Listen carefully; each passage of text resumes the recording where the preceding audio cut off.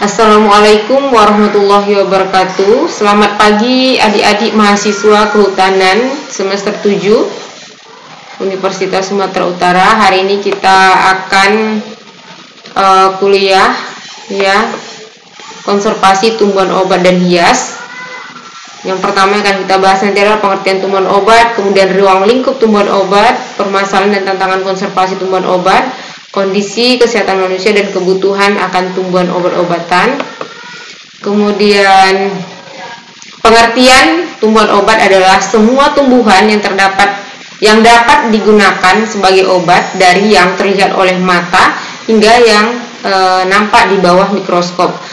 Kemudian pengertian menurut JURUD 2004, tumbuhan obat adalah seluruh jenis tumbuhan obat yang diketahui atau dipercaya mempunyai khasiat obat yang dikelompokkan menjadi tumbuhan obat tradisional, yaitu jenis tumbuhan obat yang diketahui atau dipercaya oleh masyarakat mempunyai khasiat obat dan telah digunakan sebagai bahan baku obat tradisional, misalnya jamu buatan sendiri. Kemudian yang kedua adalah tumbuhan obat modern, yaitu jenis tumbuhan obat yang secara ilmiah telah dibuktikan mengandung senyawa atau bahan bioaktif yang berkhasiat obat. Biasanya mempunyai logo dan bertuliskan obat herbal terstandar. Kemudian yang ketiga adalah tumbuhan obat potensial, yaitu jenis tumbuhan obat yang diduga mengandung senyawa atau bahan aktif yang berhasil obat namun belum dilakukan penelitian lanjutan. Nah, adik-adik, ini ada beberapa contoh tumbuhan obat yang digunakan oleh masyarakat di Desa Batu Katak, Taman Nasional Gunung Leuser.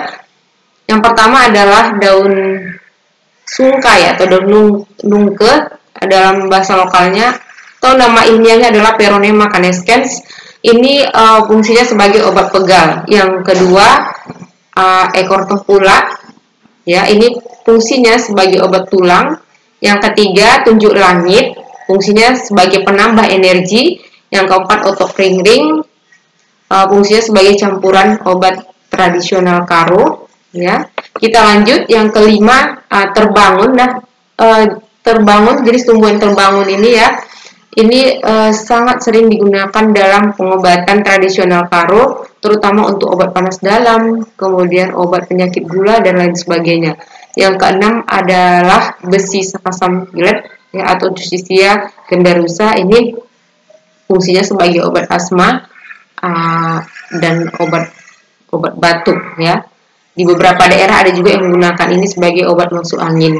Yang ketujuh adalah daun galunggung, atau biasa kita sebut dengan daun sembung. Ini fungsinya sebagai obat asam lambung, obat batuk, obat pilek dan lain sebagainya.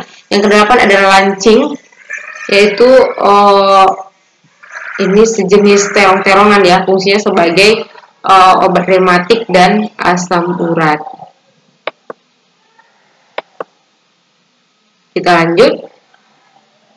Departemen Kesehatan Republik Indonesia mendefinisikan tumbuhan obat Indonesia, yaitu bagian tumbuhan yang digunakan sebagai obat tradisional atau jamu. Yang kedua, tumbuhan yang digunakan sebagai bahan pemula, bahan baku obat.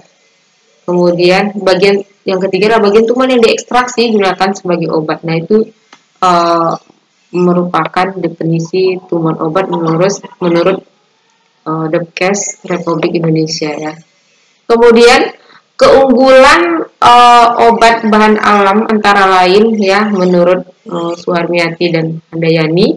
Yang pertama, efek samping obat tradisional relatif lebih kecil bila digunakan secara benar dan tepat. Kemudian adanya efek komplementer atau sinergisme dalam ramuan obat atau komponen bioaktif tumbuhan obat.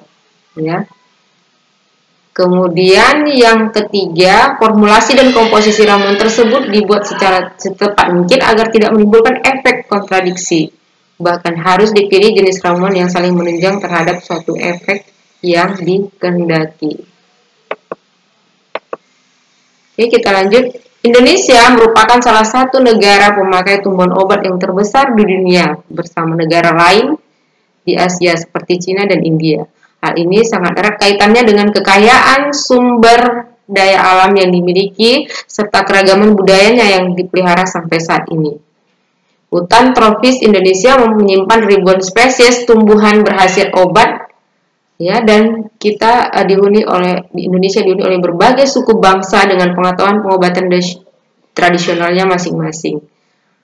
Di Indonesia masih banyak spesies tumbuhan obat yang belum dibudidayakan, sehingga sebenarnya ketersediaan tumbuhan tersebut masih sangat bergantung terhadap alam atau hutan. Organisasi Kesehatan Dunia atau WHO memperkirakan 75-90% masyarakat dunia yang tinggal di pedesaan masih menggantungkan dirinya terhadap tumbuhan obat sebagai pilihan utama dalam pengobatan dan merawat kesehatan. Barwa 2004 menyatakan lebih dari 21.000 spesies tanaman di dunia dipakai dalam perawatan kesehatan dan kecantikan. Hal ini menunjukkan betapa pentingnya spesies tumbuhan obat. Ya. Peran tumbuhan obat bagi masyarakat tradisional hampir tidak tergantikan oleh obat-obat yang saat ini ya, atau obat-obat modern. Nah, selanjutnya adalah faktor utama yang menjadi ancaman bagi kelestarian tumbuhan obat di hutan secara umum dapat dikelompokkan menjadi 3, yaitu kerusakan habitat. Penyebabnya banyak, bisa terjadi karena kebakaran hutan, penebangan liar, dan konversi lahan hutan menjadi lahan non-kehutanan. Kemudian yang kelangkaan jenis. Kemudian yang ketiga adalah pemanfaatan sumber daya hutan secara berlebihan. Beberapa jenis tumbuhan obat merupakan jenis yang sudah sedikit di alam dan cenderung langka. Di antaranya adalah ulin, kemudian kantong semar, ramin, dan gaharu. Itu hanya beberapa contoh dan banyak contoh yang lain ya. Nah, ini adalah jenis tumbuhan obat yang juga merupakan masuk dalam kategori tumbuhan langka. Yang seperti saya katakan tadi, kantong semar itu ternyata mempunyai manfaat obat batuk, obat sakit tenggorokan, luka bakar, kemudian juga mendinginkan dan menghindari infeksi akibat luka bakar. Kemudian yang kedua adalah ulin atau Zubageri, merupakan obat bengkak, kemudian bisa juga menghitamkan rambut dan mencegah tumbuhnya uban. Yang ketiga adalah gaharu. Nah, gaharu ini kita ketahui sangat banyak mengandung kandungan-kandungan yang sangat berguna untuk manusia ya.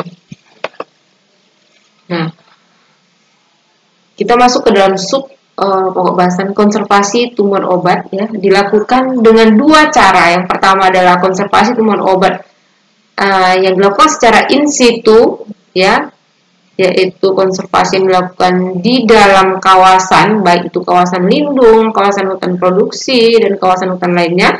Kemudian upaya konservasi selanjutnya yaitu konservasi ex situ ya, konservasi di luar kawasan, bisa misalnya kebun raya atau kebun-kebun koleksi dan lain sebagainya. Oke adik-adik, untuk pertemuan kita hari ini sampai di sini, dan saya memberikan tugas kalian supaya kalian lebih aktif, yaitu carilah 5 spesies tumbuhan obat yang berada di desanya masing-masing beserta bahasa Latinnya dan manfaatnya. Sekian dulu pertemuan kita hari ini. Terima kasih. Assalamualaikum warahmatullahi wabarakatuh.